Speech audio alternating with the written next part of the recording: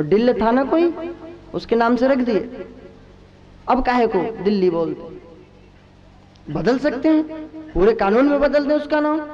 जहां जहां ऐसा नाम है वहां वहां परिवर्तित करना, कितना मेहनत है, लेकिन नहीं बदल रहे हैं। इंद्रप्रस्थ से किसका निमंत्रण है? युधिष्ठिर जी महाराज भेजे हैं निमंत्रण पत्र। राजसूय यज्ञ कर रहे हैं। दुर्योधन ये सब बहुत दुष्ट थे, राज्य देना ही नहीं चाहते थे, किसी तरह से खंडहर और जंगलों का राज्य सौंपे।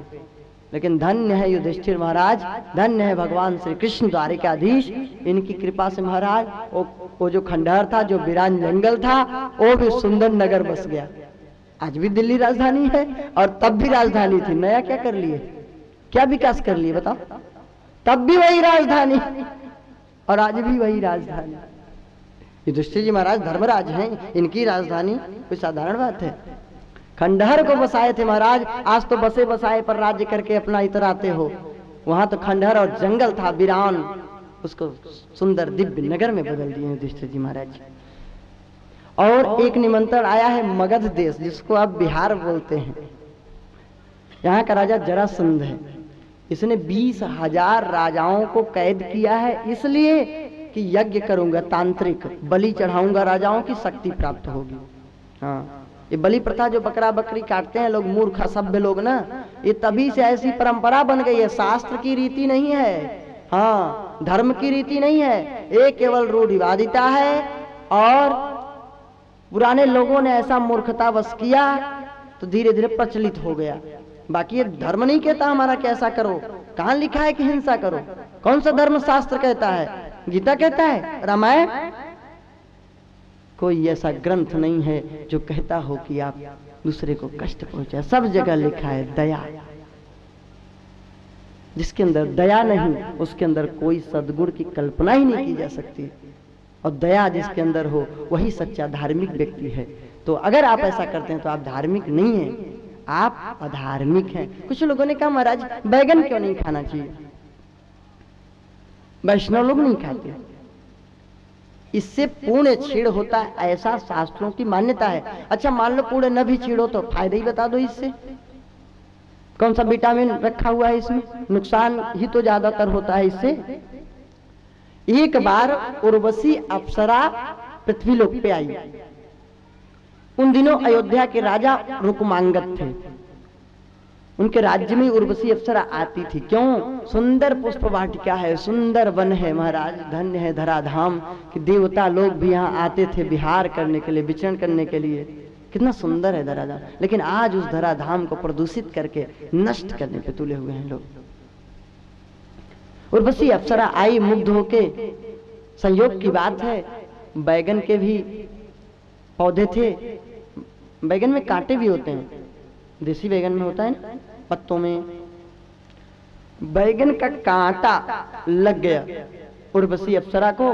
जो उड़ने की शक्ति थी उसकी कि अपने लोक को जा सके, वो शक्ति समाप्त, पूर्ण छीड़ हो गया। सब सारी शक्ति समाप्त हो गई उड़ने की। तभी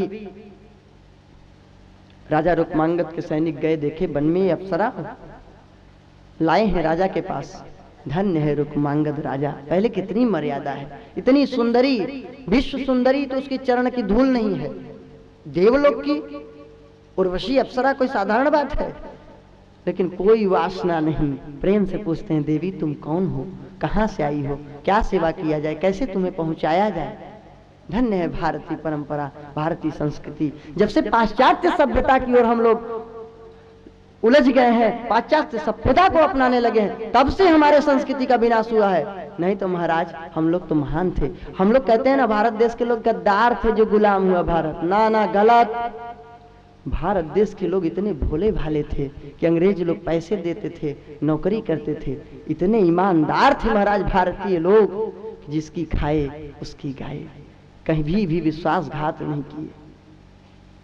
अंग्रेज भी कभी ये नहीं कह सकते कि भारतीय लोग विश्वासघाती होते हैं। यहाँ के लोगों के साथ भले जैसा व्यवहार, लेकिन कोई अतिथि आया है तो अतिथि देवो भव, जो शास्त्र में लिखा है महाराज। भले भारत का अहित हुआ लेकिन अतिथि देवो भव, शास्त्र की बात को गलत नहीं किए। भले यहाँ की हानि हुई लेकिन शास्त्र की, धर्म की हानि नहीं होने दी। ये हमारी भारतीय संस्कृति की मर्यादा है। अतिथि ही तो थे अंग्रेज। इतना विश्वास अंग्रेजों से, इतना ईमानदारी महाराज कि अंग्रेज लोग गलत भी करवाते हैं तो बेचारे करते हैं कि नमक खाए हैं। कैसे भारत के लोग थे महाराज, कोई साधारण भारत है क्या? धन्य है पावन पवित्र भारत भूमि। तो ऐसे भारत में हम लोग विराजमान हैं। तो जो तांत्रिक अनाचार दुराचार कर रहे हैं वे लोग गलत कर रहे हैं, ऐसा नहीं करना चाहिए, बिल्कुल गलत है। जरासंध बलि चढ़ाने के लिए इनको रखा है। अब इधर आ जाइए, बैगन की बात जो बता रहा था। उर्वशी अप्सरा ने कहा कि आज एकादशी है, आज के दिन कोई व्रत हो तो आज वो अपने व्रत का फल दे दे तो मैं उड़ने लगूंगी, मेरे पाप दूर हो जाएंगे। कोई व्रत नहीं है पूरे राज्य में, धरती लोग पे जानते ही नहीं थे एकादशी क्या है, शुरुआत यहीं से हुई है। और भी कई कथाएं हैं लेकिन प्राय हम यही कथा करते हैं, इस पर विशेष बताते हैं एकादशी की। उस दिन एक स्त्री को उसका पति बहुत मारा था, मारे क्रोध के उसने भोजन नहीं ग्रहण किया है, क्रोधवश। उर्वशी ने कहा कोई कैसे भी न खाई हो और न ग्रहण किया हो तो वो अपने पुण्य का फल दे दे तो मैं उड़ने लगूंगी। अनजान में भी महाराज पुण्य हो जाता है कभी कभी, भगवान की लीला। वही स्त्री अपने पुण्य को दी है और उर्वशी अप्सरा उड़ के स्वर्गलोक को चली गई है।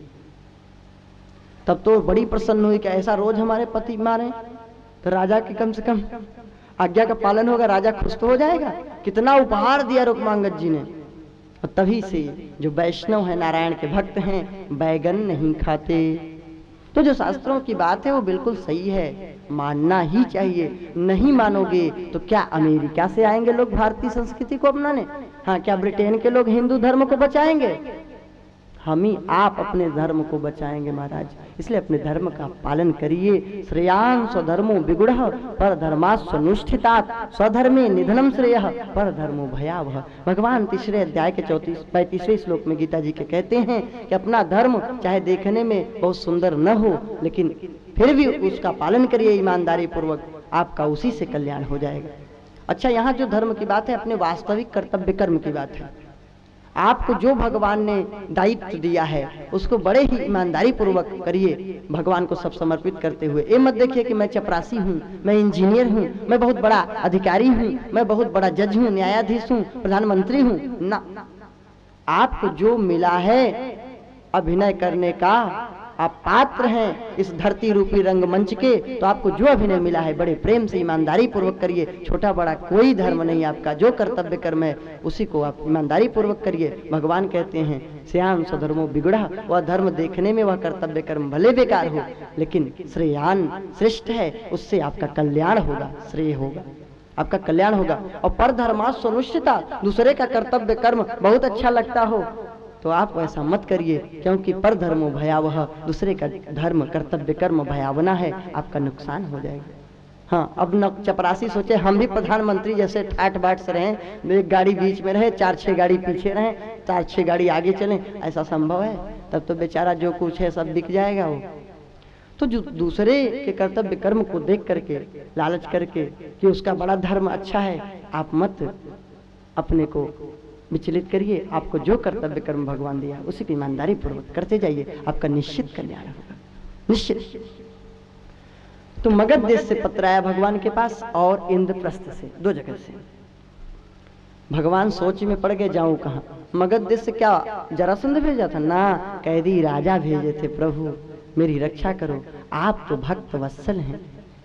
अब इधर युधिष्ठिर जी का पत्र, उधर कैदी राजाओं का पत्र, क्या करें क्या न करें? उद्धव जी बोले महाराज एक बात है, आप तो राजसूय यज्ञ में जाइए, एक पंथ 2 काज। कैसे? बोले जब राजसूय यज्ञ होगा तो सब कार्य राजा को करना चाहिए और राजा लोगों को शरणागत होना भी पड़ेगा युधिष्ठिर जी महाराज के, कि हाँ भाई आप विजेता हैं, आपको मैं अपना राजा मानता हूँ, आप श्रेष्ठ हैं। मानना पड़ेगा तब राजसूय यज्ञ होगा, तो सब राजा शरण में आ जाएंगे, लेकिन जरासंध तो आने वाला है नहीं, फिर उसका उद्धार भी हो जाएगा, 20,000 कैदी राजा भी मुक्त हो जाएंगे। तो इसलिए आप तो राजसूय यज्ञ में पधारिए। युधिष्ठिर के राजसूय यज्ञ में भगवान श्री कृष्ण गए हैं। अर्जुन, भीम और भगवान श्री कृष्ण मगध देश गए हैं, ब्राह्मण का वेश बना के भिक्षा मांगे हैं। जरासंध बोला क्या चाहते हो? भगवान ने कहा बस देना है तो दे दो, युद्ध की भिक्षा। बोले तुम लोग ब्राह्मण हो देखने में, लेकिन लगते छत्री हो, चाल ढाल छत्रियों के। भाई नकली वेश कैसे कब तक टिके बताइए।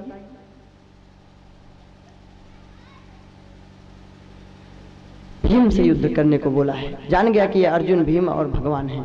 बोले तू तो भगोड़ा है, रण छोड़, तुझसे युद्ध करना नहीं है। ए अर्जुन भी बिहंडला बन गया था, इससे क्या युद्ध करना। हाँ ये भीम कुछ है जोड़ का। भीम से युद्ध हुआ महाराज 27 दिनों तक। भीम भागने लगे कि तुम मार डालेगा मुझको। भगवान ने कहा रुक जाओ, अब मरेगा। एक पत्ते को, कोई कहते हैं एक दातुन को लिए फाड़ के फेंके, एक उस दिशा में एक उस दिशा में, तो वैसे ही भीम ने फाड़ डाला, दोनों को विपरीत दिशाओं में दोनों अंगों को फेंका, तो जुड़ा नहीं और उसका उद्धार हो गया। बोलिए भक्त वत्सल भगवान की।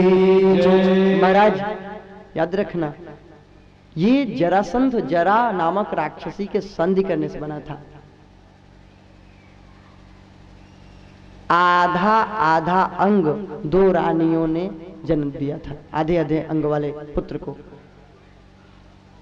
इसका पिता फेंक आया था जंगल में जरासंध का, तो जरा नामक राक्षसी ने जोड़ दिया था, इसलिए इसको कितना भी फाड़ डाले को ये जुड़ जाता था।